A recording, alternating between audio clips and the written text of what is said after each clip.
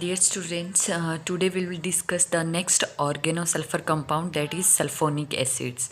Now, what are sulfonic acids? Sulfonic acids ऐसे organic compounds हैं which are strongly acidic in natures, or we can also regard as the sulfonic acids are derivative of sulfuric acids. Sulfuric acid having the chemical formula H2SO4, that we can also represent that HOS double bond O double bond O OH. तो sulphonic acids है वो sulphuric acid के derivatives है in which OH group of sulphuric acid is replaced by an alkyl और aryl group. So we can represent the sulfonic acid by their general formula in which OH group of sulfuric acid is replaced by alkyl or aryl group. Here we can represent the alkyl or aryl group by R. Then we can write the general formula RSO2OH, or simply we can also write this तीनों जो oxygen उनको combine form में भी लिख सकते हैं RSO3H. तो this is general formula of sulphonic acid which can regard as the derivative of sulfuric acid. If R is an alkyl group, then we can say that this is aliphatic sulfonic acids. For example, aliphatic sulfonic acid when R is methyl group.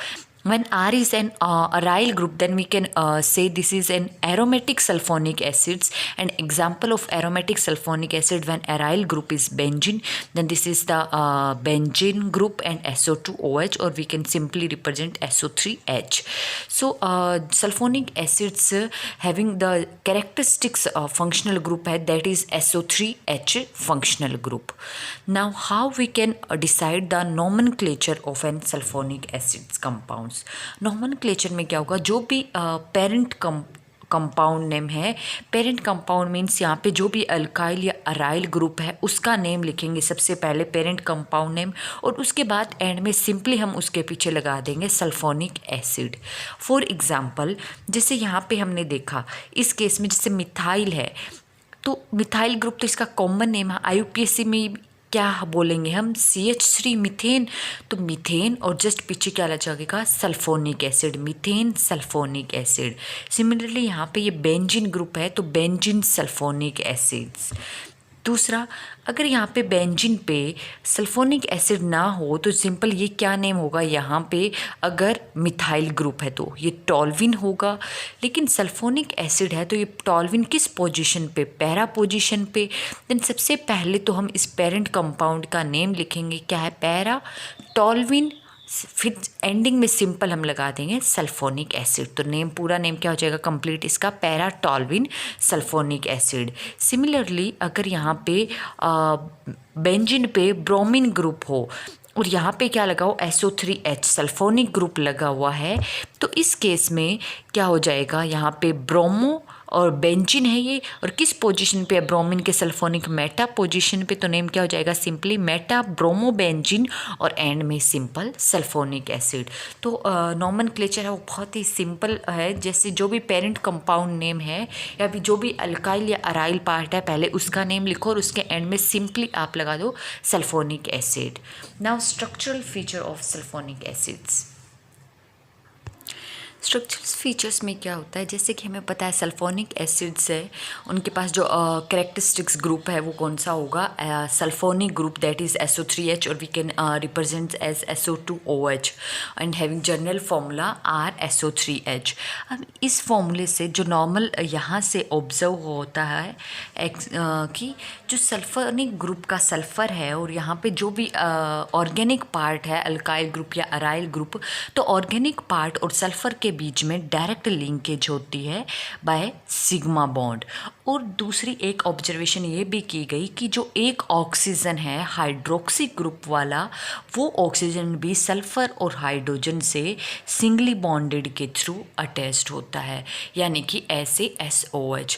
तो ये linkage तो observe हुई, लेकिन बचे हुए जो दो oxygen है उनमें दो प्रेफरेंस थी कि दो पॉसिबिलिटी थी. हो सकता है ऑक्सीजन है वो सिंगली बॉन्डेड अटैच्ड हो, या फिर हो सकता है कि वो जो ऑक्सीजन है बचे हुए दो दो वो डबली बॉन्डेड अटैच हो।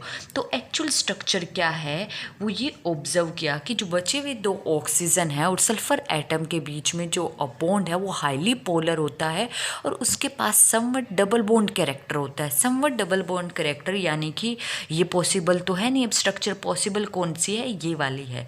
लेकिन मैंने शुरू में ही आपको जब ऑर्गेनो सल्फर कंपाउंड स्टार्ट ही किया था फर्स्ट लेक्चर में, वहाँ देखा था कि सल्फर जो है वो सिंपल कार्बन एटम के साथ तो पाई बॉन्ड बनाएगा नहीं, क्योंकि सल्फर के पास कौन सा है ऑर्बिटल है जो वो 3p में है और कार्बन के पास इलेक्ट्रॉन है वो आउटर इलेक्ट्रॉन है वो 2p।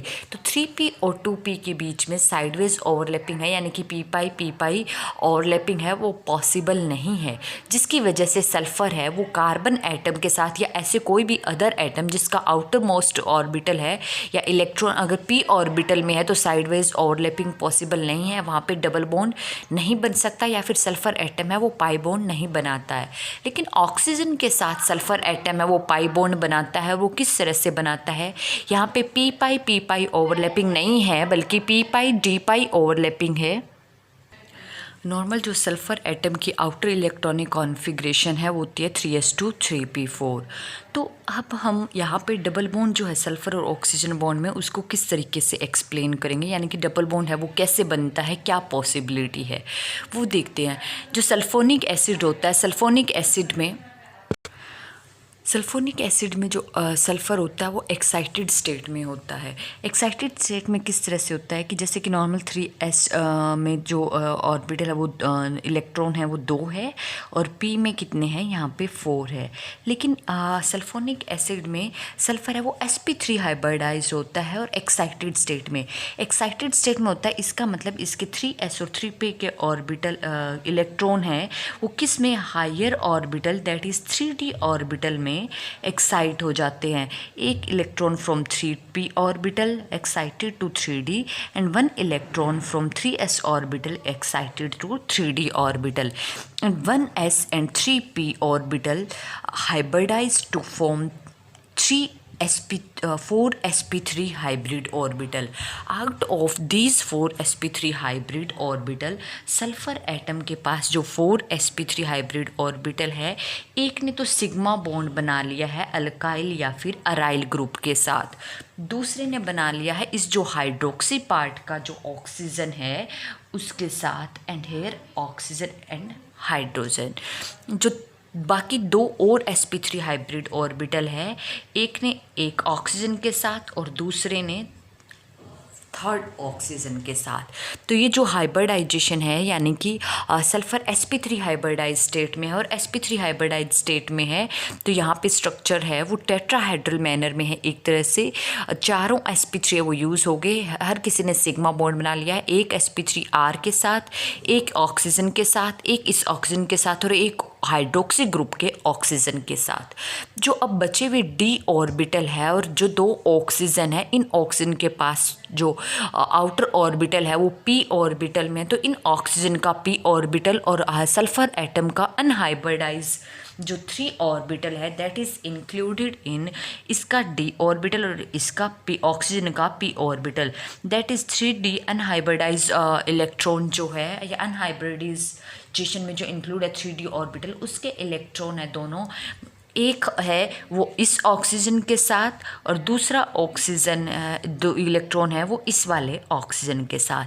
तो दोनों d पाई p पाई बॉन्डिंग के थ्रू डबल बॉन्ड बनाएंगे। हालांकि ये ऑब्जर्व किया गया जो कि जो दोनों बॉन्ड है वो पर्टिकुलर या फिर कंप्लीट बॉन्ड ऑर्डर है वो 2 नहीं है बल्कि स्लाइटली लेस देन 2 है, इनकी बॉन्ड लेंथ के बेसिस पे और बॉन्ड एनर्जी के बेसिस पे ये ऑब्जर्व हुआ कि बॉन्ड ऑर्डर है वो स्लाइटली लेस देन 2 है।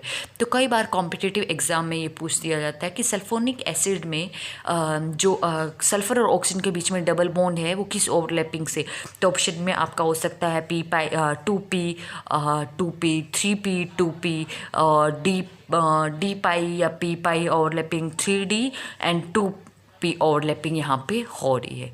तो that is this is the structure of sulphonic acids. Next method of formation of sulphonic acid. Sulphonic acid में हम दोनों मेथड है वो अलग अलग वे में करेंगे, यानी कि एलिफेटिक सल्फोनिक एसिड्स हैं उनके डिफरेंट मेथड है और एरोमेटिक सल्फोनिक एसिड्स को बनाने के मेथड है वो डिफरेंट है। तो सबसे पहले हम डिस्कस करेंगे methods of formation of aliphatic sulphonic acid.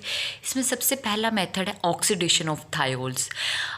Thiols का जो केमिकल प्रॉपर्टीज़ हम डिस्कस कर रहे थे वहाँ पे हमने ऑक्सीडेशन डिस्कस किया था थायोल्स का।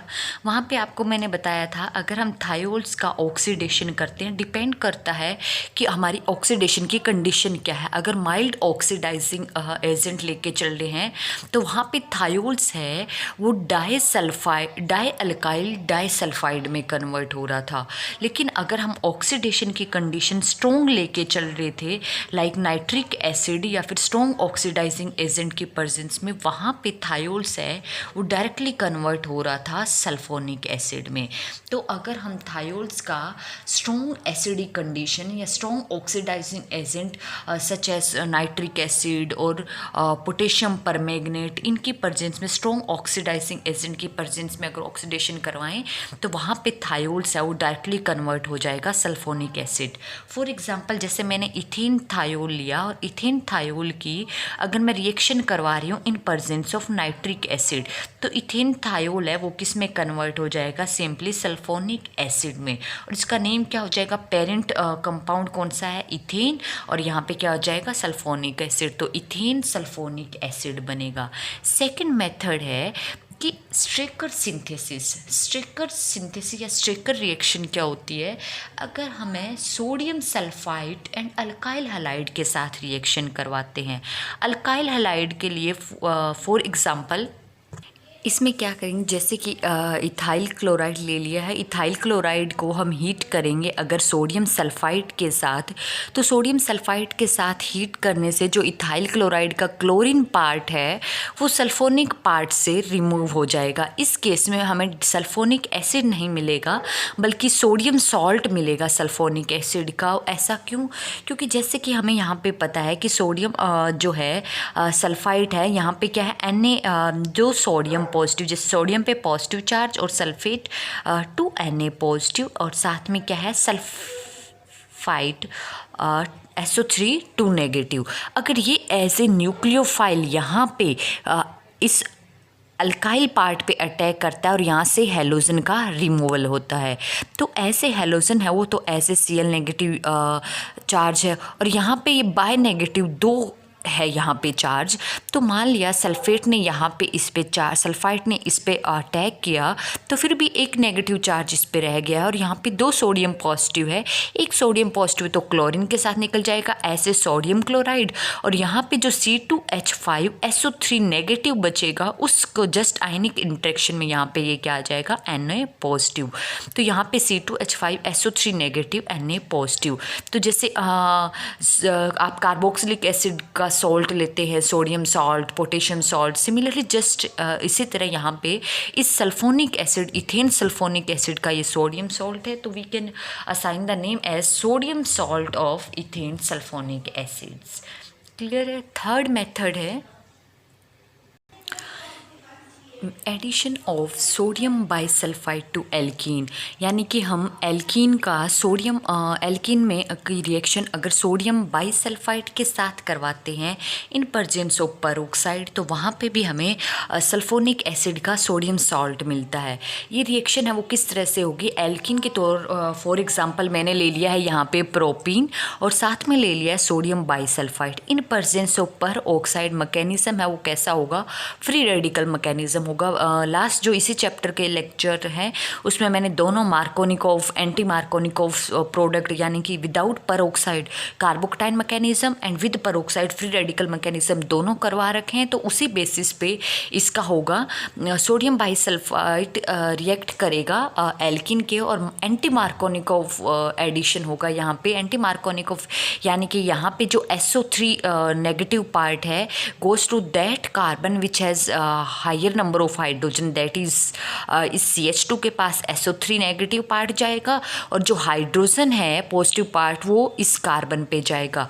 तो यहाँ पे जो प्रोडक्ट है वो क्या बनेगा, ऑर्गेनिक कंपाउंड, पेरेंट कंपाउंड यहाँ पे क्या है, प्रोपेन है। तो प्रोपेन सल्फोनिक एसिड है, बट प्रोपेन सल्फोनिक का क्या है, सोडियम सॉल्ट है, तो where we can write as sodium salt of propane sulphonic acid. Next and last method है for the preparation of aliphatic sulphonic acid, sulphonation of alkane. Sulphonation of alkanes में क्या होता है कि यहाँ पे हम एल्केन्स का डायरेक्टली सल्फोनेशन करेंगे by treating it with sulphuric acid या फिर फ्यूमिंग सल्फ्यूरिक एसिड। तो यहाँ पे सल्फोनेशन का एजेंट कौन सा होगा वो डिपेंड करता है कि हम यहाँ पे एल्केन कौन सा ले रहे हैं। फॉर एग्जांपल मैंने यहाँ पे एल्केन है वो टर्शरी एल्केन ले लिया है या फिर हाईली ब्रांच्ड चेन एल्केन ले लिया है जिनके पास टर्शरी कार्बन अवेलेबल है। अगर इस tertiary carbon branched highly branched alkane को अगर हम ट्रीटमेंट करते हैं फ्यूमिंग सल्फ्यूरिक एसिड के साथ, fuming sulphuric acid is that sulphuric acid in which sulphur trioxide is dissolved in a particular amount of sulphuric acid. In this reactions the hydrogen है वो directly replace होगा by sulphonic group and we get here the sulphonic acids and H2SO4 as a side product. But this method is not satisfactory for preparation of alkane sulphonic acid, because इस case में जब हम fuming sulphuric acid रहते हैं तो यहाँ पे जो सल्फोनिक एसिड रिप्लेस होता है हाइड्रोजन की जगह यहाँ पे सल्फोनिक ग्रुप लगता है। तो इस केसेस में साइड रिएक्शन होने के ज़्यादा पॉसिबली है as compare to these sulphonic acids यहाँ पे। तो इस तरीके से हम एलिफेटिक सल्फोनिक एसिड्स बना सकते हैं जो 4 डिफरेंट है। या तो हम थायोल्स का डायरेक्ट कर दें ऑक्सीडेशन, या फिर हम थायोल्स का ऑक्सीडेशन करके, या फिर सोडियम सल्फाइड और alkyl halide that is Strecker's reaction से, या फिर सोडियम बाइसल्फाइड का एल्किन के एडिशन से, या फिर हम एल्केन का डायरेक्ट सल्फोनेशन कर दें।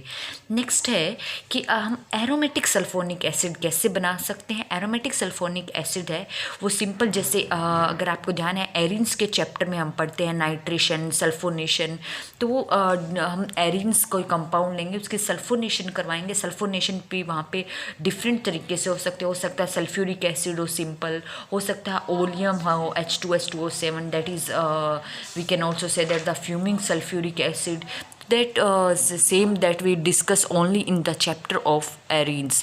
तो methods जो है aromatic sulfonic acid के that we will discuss in next lecture। Thank you।